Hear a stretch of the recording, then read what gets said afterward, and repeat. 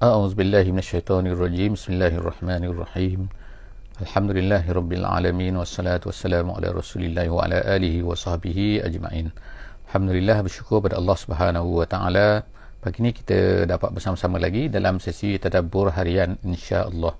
Hari ini kita akan bersama-sama di muka surat yang ke-112, iaitu kita akan bersama-sama untuk mentadabbur daripada surah Al-Maidah ayat yang ke-24 sehingga ayat yang ke-31 insya-Allah. Ayat yang ke-24 hingga ayat 31 daripada surah Al-Maidah daripada muka surat 112 insya-Allah. Dalam muka surat ini insya-Allah kita akan melihat dua perkara besar, dua topik utama, iaitu yang pertamanya tentang bagaimana sikap Bani Israel terhadap Nabi Musa alaihi salam. Itu yang pertama. Yang keduanya kita akan lihat iaitu Allah Subhanahu wa taala menceritakan tentang apa yang telah berlaku kepada dua orang anak Nabi Adam alaihi salam. Yang kita tahu ceritanya, salah seorang namanya Qabil, salah seorang lagi namanya Habil. Itu yang masyhur mengikut pandangan ulama-ulama tafsir. Tetapi tidak diceritakan namanya di dalam ayat ini. Allah Subhanahu wa taala hanya menceritakan tentang dua orang anak Nabi Adam alaihi salam. Jadi itulah dua perkara yang akan kita tengok di dalam muka surat ini pada hari ini insya-Allah. InsyaAllah kita akan baca sedikit. A'udzubillahi minasyaitanirrajim. Bismillahirrahmanirrahim. Qalu ya Musa inna lan nadkhulaha abada ma damu fiha fazhab anta wa rabbuka faqatila inna hahuna qa'idun. Qala rabbi inni la amliku illa nafsi wa akhi fafruq bainana wa bainal qaumil fasiqin. Sadaqallahul azim. Alhamdulillah, selamat datang bersama-sama kita dalam muka surat 112 pada pagi ini insya-Allah. Kalau dalam muka surat 111 sebelum daripada ni kita telah melihat Allah Subhanahu wa taala menceritakan tentang kisah Bani Israel, iaitu Allah taala telah menceritakan, meminta daripada mereka setelah daripada nikmat-nikmat yang banyak diberikan oleh Allah Subhanahu wa taala kepada mereka ni, kepada Bani Israel. Lalu akhirnya Allah Subhanahu wa taala meminta daripada Bani Israel ini supaya masuk iaitu ke Baitul Maqdis, ataupun kita kata negeri Syam. Pada masa itu Baitul Maqdis ni adalah merupakan satu part daripada negeri Syam, sebab sebagaimana kita sebut semalam bahawa bila sebut Syam di zaman dahulu ataupun sebelum daripada ni, sebelum daripada wujudnya negara Jordan, negara Palestin, negara Syria, negara Lebanon, maka tempat itu semua tu dipanggil sebagai Syam.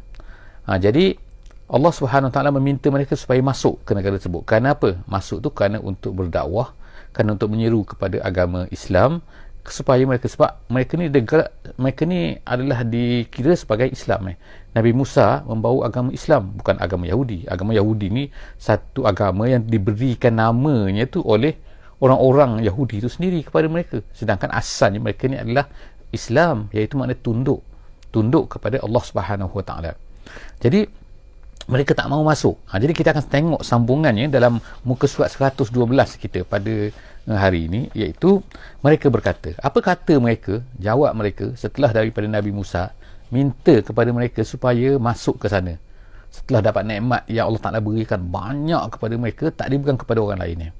Saya ucapkan terima kasih dulu kepada yang telah menuliskan nombor page dan juga ayat pada hari ini di skrin, dan juga yang telah memberi feedback tentang suara dan juga video insya-Allah. Terima kasih banyak-banyak. Jadi kita akan tengok pada hari ini dalam muka surat ni ialah bagaimana jawapan orang-orang Bani Israel ni terhadap Nabi Musa setelah dapat nikmat yang begitu banyak. Sekarang mereka telah selesai menyeberangi laut. Jadi sampai sekarang ni mereka telah sampai ke Sinai. Bila mereka berada di Sinai, Allah Ta'ala beri nikmat banyak kepada mereka. Sekarang ni setelah dapat air, setelah melihat Fir'aun telah dimusnahkan di dalam laut tu, kemudian setelah mereka ni diberikan oleh Allah Subhanahu Wa Ta'ala dengan al-manna was-salwa, banyak sekali kan Allah Ta'ala beri tu. Kemudian sekarang ni Allah Ta'ala minta mereka sekarang pergi ke sana. Sekarang tugas kamu, amanah yang Allah Ta'ala beri kepada kamu ialah pergi ke Syam dan berdakwah ke sana. Di sana ada satu kaum yang memerintah, yang telah menguasai penduduk sana, yang telah menjadi jahat, menjadi syirik dan sebagainya. Jadi Allah Subhanahu Wa Taala perintahkan kepada kamu, wahai Bani Israel, pergi ke sana, berdakwah, jadikan sana Islamkan orang di sana, dan tolak al-jababirah tadi, iaitu orang-orang yang besar ni, yang dikatakan sebagai berbadan sasar, berbadan hebat dan sebagainya, tapi mereka takut. Jadi apa kata mereka ni dalam ayat ni? Mereka berkata qalu. Kita akan tengokkan ayat-ayat yang digunakan oleh Allah Subhanahu Wa Taala nak menunjukkan kepada jahatnya Bani Israel. Jadi ayat ni turun ketika di Madinah ni ada orang-orang Yahudi di depan Nabi sallallahu alaihi wasallam tu. Jadi mereka berkata, Allah sekarang menceritakan kepada kita semua, kepada orang mukmin, dan orang-orang Yahudi sekarang mendengar apabila dibacakan menjadi ayat Quran. Mereka berkata apa? Ya Musa. Tengok perkataan yang mereka guna pun dah menunjukkan tidak ada adabnya mereka. Mereka tak kata ya Rasulullah ke, ataupun ya Nabi Allah ke, wahai utusan Allah ke. Mereka kan kata ya Musa. Hei Musa. Dia kata apa? Inna lan nadkhulaha. Tengok, mereka kata kami tak akan masuk. Sebelum ni mereka dah kata dah, kan kita dah baca kan, mereka kata kami tak akan masuk Musa, kami tak akan masuk abada. Tengok, bukan sekadar selama-lamanya, madamu fiha, selama mana madamu, iaitu kaum yang kita kata perkasa, yang besar, yang hebat tu kan, madamu selama mana ada di Palestin tu, ada di Syam tu. Jadi tengok kan, kita tengok perangai mereka kan, mereka tak akan masuk selama mana kaum tu ada situ. Memanglah kalau dah tak ada, tak perlu berperang, tak perlu susah-susah lah. Ini menunjukkan kepada bahawa mereka ni takut, kepada perasaan takut tu. Jadi sifat takut ni ada dalam hati mereka. Jadi Allah SWT kata madamu fiha fazhab. Tengok dia kata, tengok kan, kata-kata dia tu, ungkapan dia tu kan, memang kita kata memang jahat. Fazhab, dia kata pergilah kamu, pergilah kamu Musa, anta warabbuka, dan Tuhan kamu. Tengok, dia guna perkataan warabbuka. Dia tak kata Tuhan kami, kamu pergilah bersama Tuhan kita. Bukan, dia kata Tuhan kamu. Bukan ke Musa telah menyelamatkan mereka, bukan ke Allah Ta'ala telah beri nikmat kepada mereka, bukan ke macam-macam. Tiba-tiba dia kata Tuhan kamu Musa, kamu pergilah dengan Tuhan kamu. Mereka tak rasakan tu bahawa Allah tu adalah Tuhan mereka. Jadi Allah Ta'ala gunakan ungkapan ni, izhab anta rabbuka faqatila inna hahuna faqatila. Dia kata pergilah berperang dua orang dengan kamu dengan Tuhan kamu tu, inna hahuna qa'idun, kami nak duduk sini. Tengok, mereka tak nak pergi. Itulah lah, hahuna maknanya kami nak duduk sini, kamu tak nak pergi berperang. Qa'iduna anil qital, qa'id tu maknanya asal duduk, duduk tu maknanya duduk, tak nak pergi berperang. Jadi kita tengokkan perkataan ni telah diungkapkan oleh para sahabat. Kalau di dalam sirah Nabi kita sallallahu alaihi wasallam, semasa sahabat dan juga Nabi kita telah berperang, pergi keluar untuk ke peperangan Badar. Jadi dalam perjalanan, asalnya dalam peperangan Badar ni, Nabi dan juga para sahabat ni nak pergi untuk mengambil harta mereka, iaitu harta mereka dirampas oleh orang Mekah ni, yang telah dijadikan barang dagangan oleh Abu Sufyan. Jadi mereka pergi nak ambil balik harta mereka tu. Tiba-tiba Abu Sufyan terlepaskan dalam peperangan Badar. Kemudian tiba-tiba mereka dapat tahu sekarang ni, yang akan mereka hadapi ialah 1000 tentera. Mereka ada 313 orang. Tiba-tiba nak menghadapi 1000 tentera.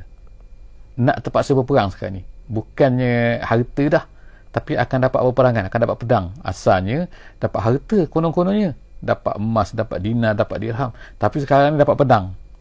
Jadi sebab itulah Nabi SAW bertanya kepada sahabat. Jadi dalam pertanyaan Nabi tu, dalam perbincangan Nabi dengan para sahabat tu, dalam kisah peperangan Badar ni, kita akan tengok bahawa antara kata-kata sahabatnya kata-kata ini. Mereka berkata, kami ya Rasulullah tak akan berkata kepada kamu sebagaimana Bani Israel berkata kepada kamu, izhab anta wa rabbuka faqatila inna hahuna qa'idun. Tapi kami akan berkata, ya Rasulullah, izhab anta wa rabbuka faqatila inna ma'akuma muqatilun. Jadi Allah Subhanahu Wa Taala berkata sini, meriwayatkan selepas daripada itu Nabi Musa sangat sedih kan. Sedihlah, tak boleh nak buat apa dah kepada Bani Israel ini.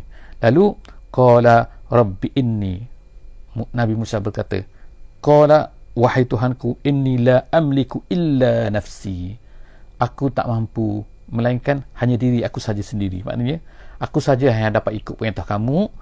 Aku nak perintah mereka ni, mereka nampaknya tak nak ni lah, tak nak ikut perintah dah. Wa akhi, dia kata, dan juga saudaraku. Saudaraku artinya lah, aku tak mampu untuk menguasai diriku, dan juga aku dan akhi saja, iaitu saudaraku. Bukanlah adik-beradiknya kan, tapi dia kata saudaranya, iaitu Harun alaihi salam. Jadi itulah saja, dua orang saja kata aku. Dua orang inilah saja, yang lain tu dah buat perangai macam-macam dah. Fafruq bainana. Jadi dia minta lah, Nabi Musa minta kepada Allah Subhanahu Wa Taala, Fafruq ni hukumlah.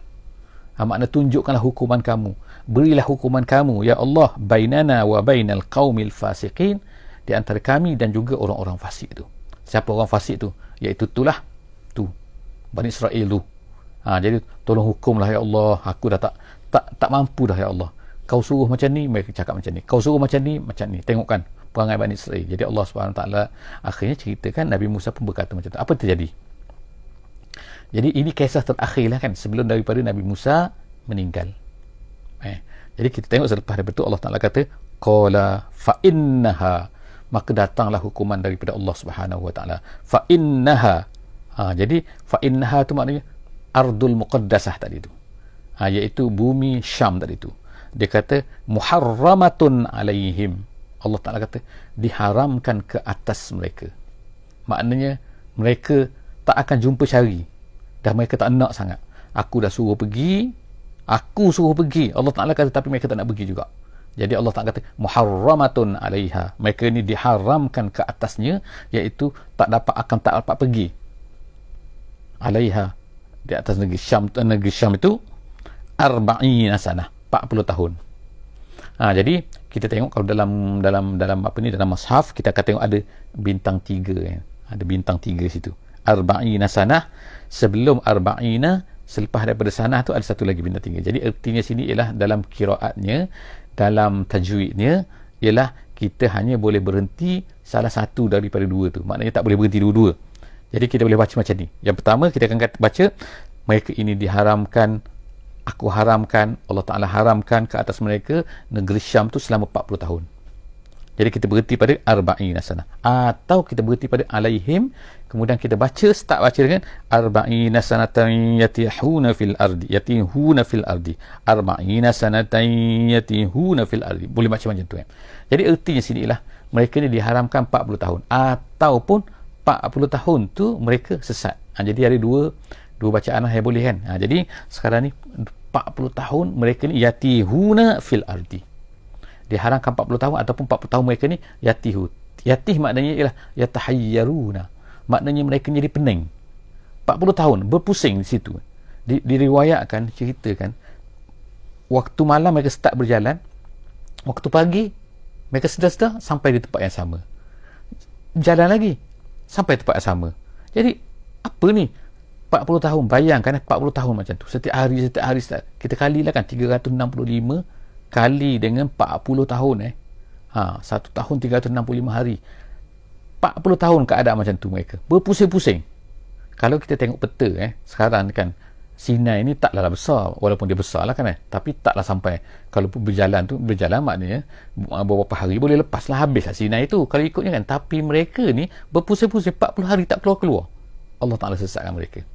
Jadi sebab itulah tempat tu dipanggil sebagai bumi Teh. Sinai tu dipanggil bumi Teh. Teh tu maknanya tak ya ha tu maknanya sesat, maknanya sesat, maknanya sesat tak jumpa jalan. Bukan sesat pemikiran, tak, sebab tak jumpa jalan. Jadi mereka itu disesatkan oleh Allah Subhanahu Wa Taala di Sinai tu selama 40 tahun tu, arba'ina sanah, fala ta'sa 'alal qaumil fasiqin. Jadi Allah Ta'ala kata kepada Nabi Musa AS, janganlah kamu sedih terhadap kaum ni, orang yang fasik ni, orang yang jahat ni.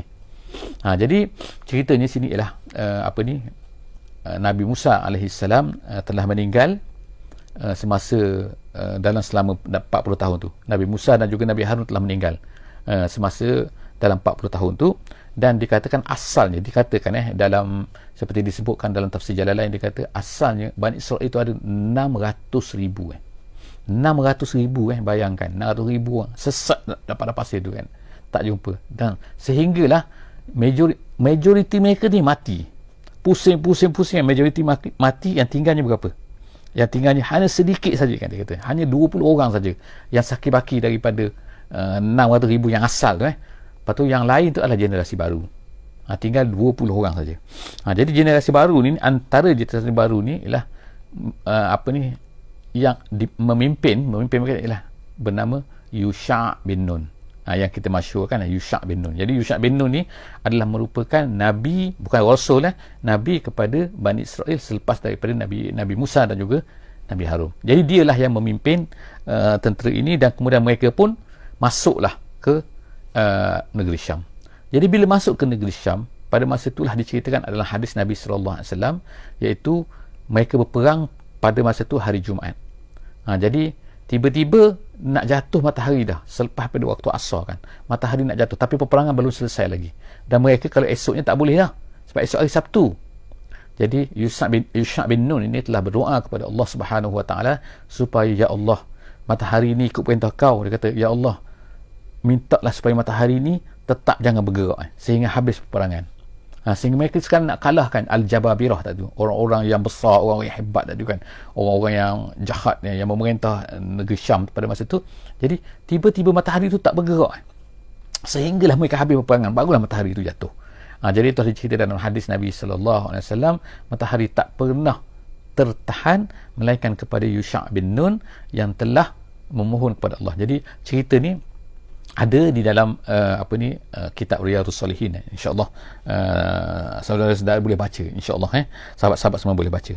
Jadi seterusnya itulah cerita habis cerita tentang Bani Israel. Sekarang kita masuk pula kepada cerita tentang anak Nabi Adam alaihissalam, iaitu ayat yang ke-27. Ayat ke-27. Wa talu alaihim naba abnai adam bil haqq. Allah Ta'ala kata, dan bacakan kepada mereka, bacakan kepada umat kamu, wahai Muhammad, atau bacalah kepada orang Yahudi ni, ceritakanlah. Jadi Allah Ta'ala datangkan cerita tentang tentang anak Nabi Adam ni, di tengah-tengah menceritakan tentang kisah Bani Israel ini, nak ceritakan tentang masalah pembunuhan. Yang penting adalah masalah pembunuhan.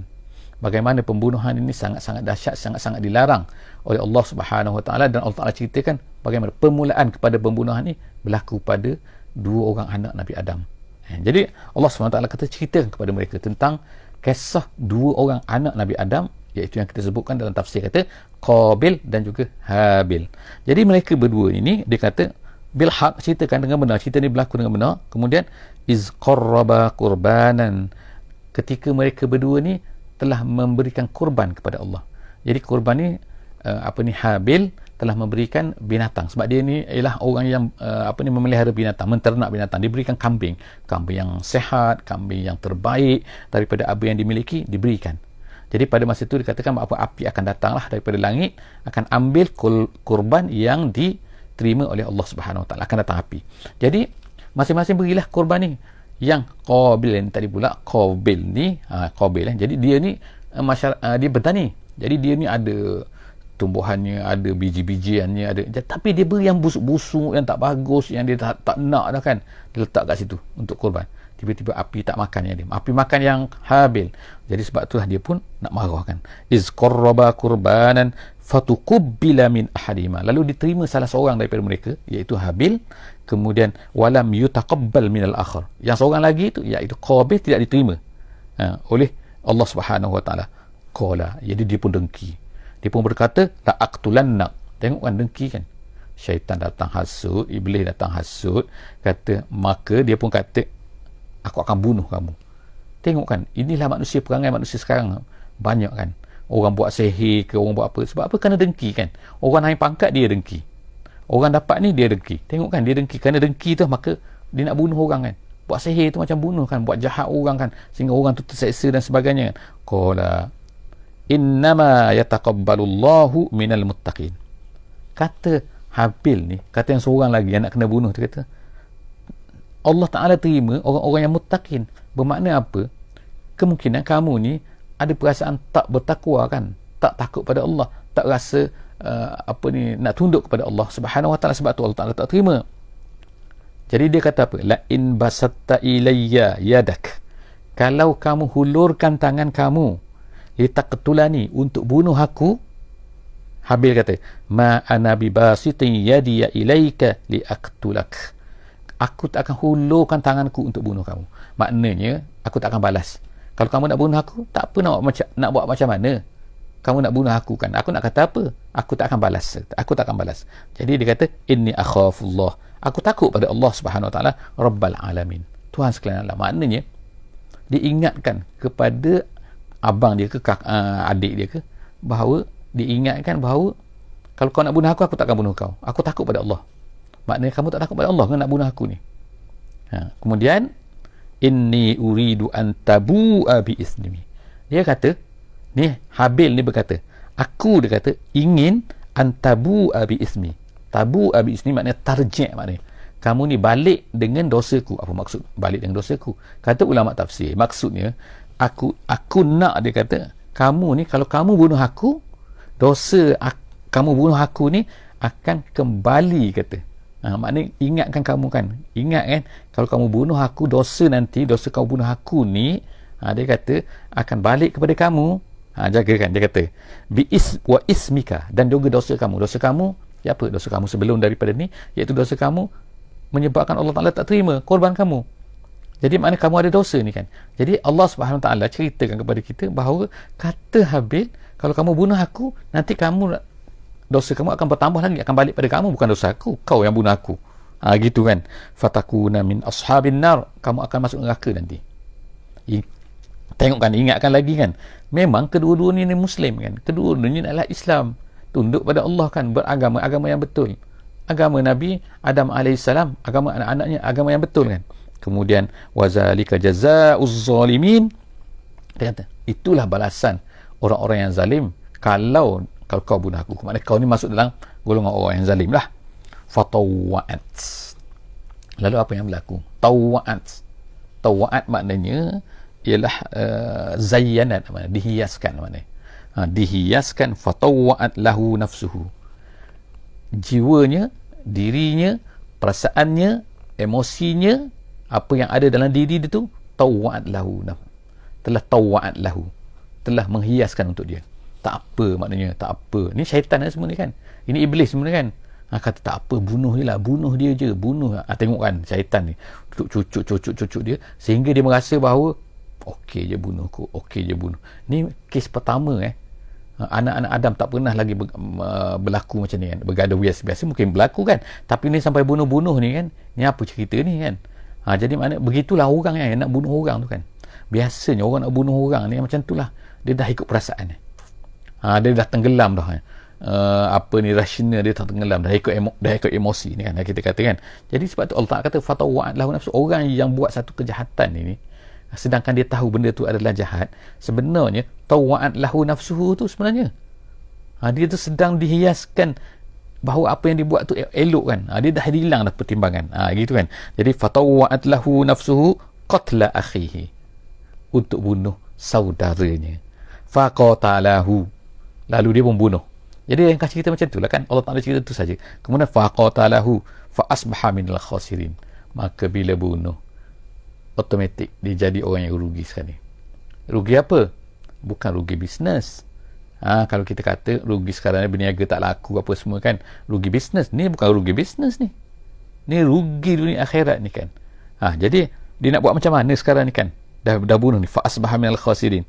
Jadi dia pun termenung lah. Jadi diceritakan dalam tafsir, dia pun ambil lah adik dia ke, tak kira abang dia kan, dia pikul naik atas belakang dia tu kan, jadi dia bawa lari. Dia tak tahu nak buat macam mana sekarang ni, sebab the first time happen kan. Jadi pada ketika itu tiba-tiba dia tengoklah burung jadi dia tak ceritalah burung ni bergaduh ke macam mana kan, tetapi ada setengah ulama kata burung tu ada dua umur gagak. Dua gagak ni bergaduh, akhirnya satu burung tu telah mati. Jadi seekor burung, dia tengok gitu.